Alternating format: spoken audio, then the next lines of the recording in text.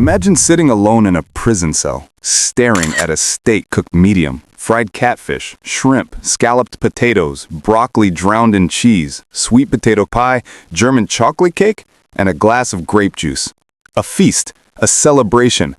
Except this wasn't a party, it was a countdown. Because just a few hours later, Richard Bernard Moore would be strapped down and executed. And here's the twist. This man was supposed to be the first person ever executed by firing squad in South Carolina. He chose it. He accepted it. And then, he changed his mind at the last second. So what happened? Why did the man who nearly made American history suddenly abandon the execution he'd chosen? And was he truly the worst of the worst? Or a man who lost control of his life long before he ever walked into that convenience store? Let's rewind, because this one starts way before those final hours.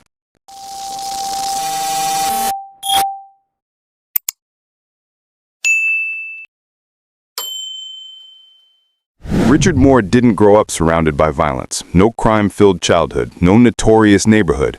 Just a kid from Detroit with the normal life. Until addiction hooked its claws in.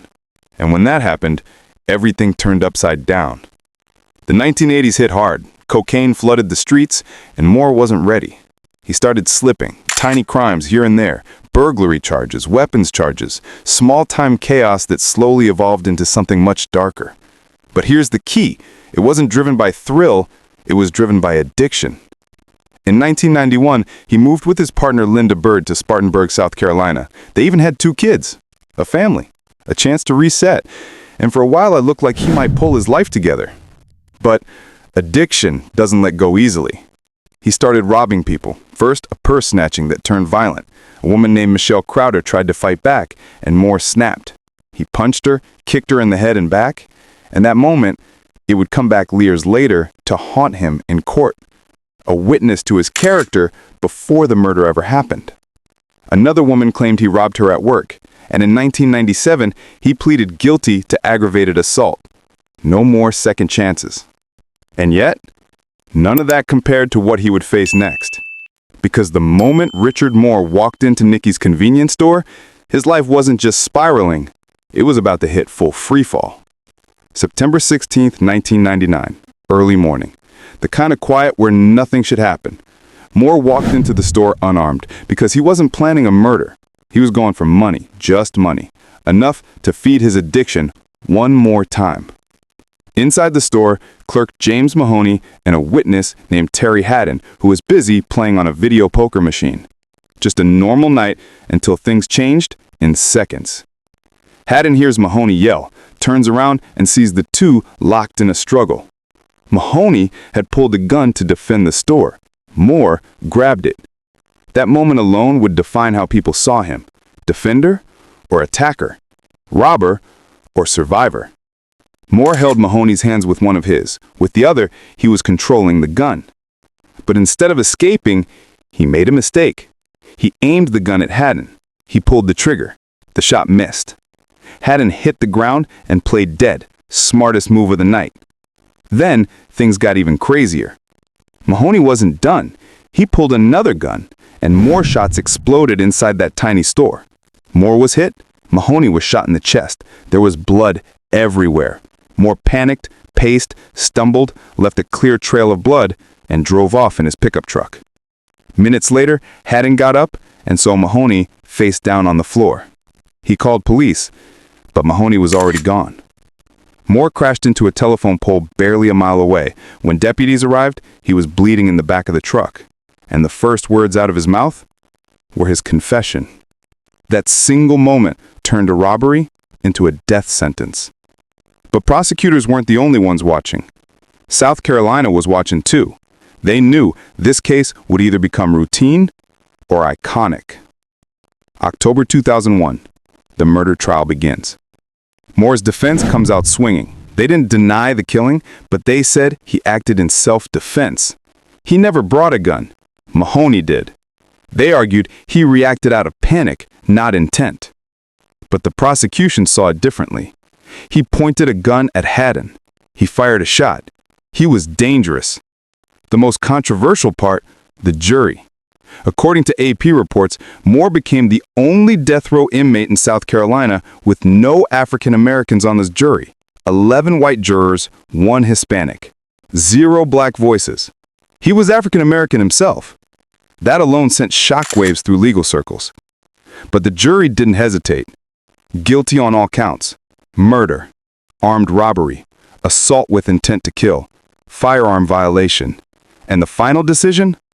Death. The judge who sentenced him, Gary Clary, once said he followed the system, but years later, even he changed his view. Still, at that moment in 2001, Moore was locked in, death row, no turning back. Except, something totally unexpected happened next. Something no one saw coming. Moore waited and waited, 19 years of appeals, until December 2020. The execution was finally scheduled. Except, the state ran into a massive problem. South Carolina didn't have the lethal injection drugs. Not a shortage, not a delay. They literally couldn't execute him. And so everything froze. His execution was halted. Not because of morality, not because of appeals, because the state ran out of the ingredients to kill him. So lawmakers got involved, and they didn't want to stop executions, they wanted to fix them. A bill passed. If lethal injection drugs weren't available, inmates would have to choose between electrocution or firing squad. No more delays. And in March 2022, the firing squad protocols were officially ready to go. That's when Moore did the unthinkable. He chose firing squad. That choice made international headlines. South Carolina was about to restart executions, and this man would be the first of the modern era to die by firing squad. The date was set, April 29th, 2022. But 5 days before the execution, the South Carolina Supreme Court blocked it. No explanation at first, just a halt. Lockdown. Everything paused. And yet, this wasn't mercy. This was legal combat, and Moore's team was going all in. But South Carolina wasn't backing down either. Time passed. Moore aged. But something unexpected began happening behind prison walls. He changed. Not in a Hollywood redemption way, but in a real one. He avoided trouble, built relationships, became a quiet influence among inmates, and word began spreading, not among other prisoners, but among the people who watched him from the other side. His son Lyndall began begging the state for mercy. He said his father was different, changed. He had been just 5 years old when Moore was arrested. That child grew up without a dad, yet still fought for him. His daughter had children of her own and still begged for her father's life. For once, the family wasn't seeking justice. They were seeking mercy. And then something rare happened. Even people inside the system began supporting clemency. 3 major names spoke up. A former juror, the former corrections director, John Osmond, the very judge who sentenced him to death, Gary Clary. They didn't argue that Moore was innocent. They argued that Moore wasn't the worst. The death penalty should be reserved for the worst of the worst, and Richard Moore wasn't one of them. And that right there is what changed the tone of this case forever. But would it be enough? Moore had one last fight, and he aimed it straight at the U.S. Supreme Court. His legal team didn't just beg for time, they went after the system. They said the governor, Henry McMaster, couldn't be trusted to rule on clemency because he was a former prosecutor. They argued it should be the parole board instead, not one person choosing life or death. They claimed that an all-white jury had tainted the trial and damaged public trust. They pushed hard and fast because time was running out.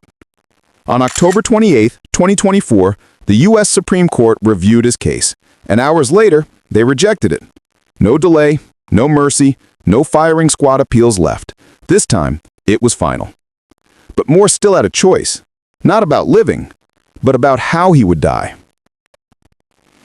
October 4th, 2024, the new death warrant was issued. He had days. Once again, he was given a choice. Firing squad, electrocution, lethal injection. And after everything, he chose lethal injection. Not firing squad, not a headline, not history, just a quiet exit. And so on November 1st, 2024, Richard Moore was served his last meal. Steak, fried catfish, shrimp, scalloped potatoes, green peas, broccoli with cheese, sweet potato pie, German chocolate cake, grape juice. A meal meant for comfort, not celebration. At 6:24 p.m., he was pronounced dead. He didn't become the face of the new execution era. He didn't become a symbol of a firing squad revolution. He didn't even become a household name. He just faded away. Richard Moore wasn't innocent. He wasn't a hero. But was he truly beyond redemption? South Carolina may never admit it, but some people inside the justice system believed he had changed. A judge, a juror, a prison director, his children. He nearly became the first firing squad execution in the state's history, nearly changed how America sees death row forever. But in the end, his legacy wasn't firing squad. It was a choice, made in silence, on his final day. Because sometimes, the loudest story is the one that never makes headlines.